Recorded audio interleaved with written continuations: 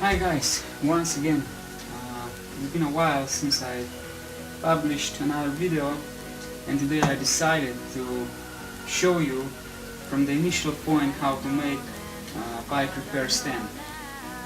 First of all, I'm gonna show you the basic parts, which is actually, this is the closing arm.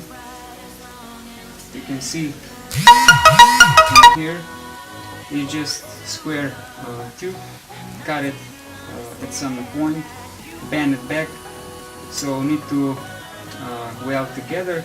In here it's the gap for the running pivot later on, and one hole. This is one piece. Another piece is the pivot holder, which is placed on the around 4 millimeters from the wall, like this. Need to weld it, of course, again. Then we have in here is the basic holding part, which consists of two pieces, one on the left and one on the right side. It goes together like this, and in the middle, and this is the biggest advantage now on this arm in comparison with my previous edition, which had the holding point for this opposite jaw on the left side of the arm, and it was not so good construction because it was not accessible, so good access for the welding, so I had some issues with it. So in here you can see basically I just cut some metal out, press down, and now it's waiting for the welding.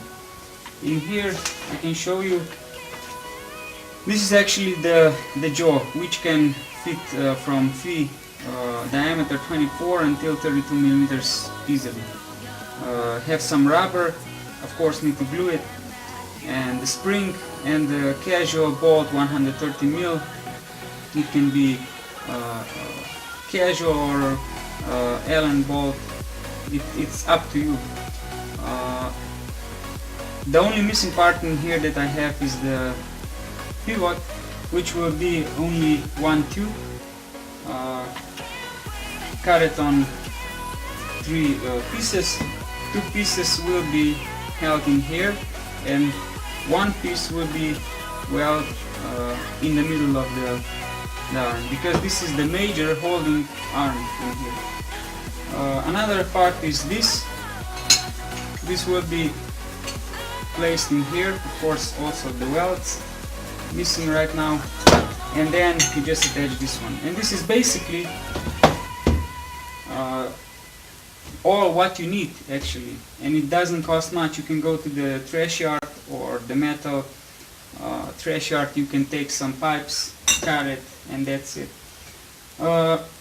Another part is this. This will be also placed on this area. I'm just using the bolts and the nuts for making the right dimensions for later on. Of course, in here, if you have 30 millimeter gap, then you need to have a round pivot around 29 millimeters that allows you to move freely. So if you have any questions, just first subscribe, and I can make more videos about this. Thanks for watching.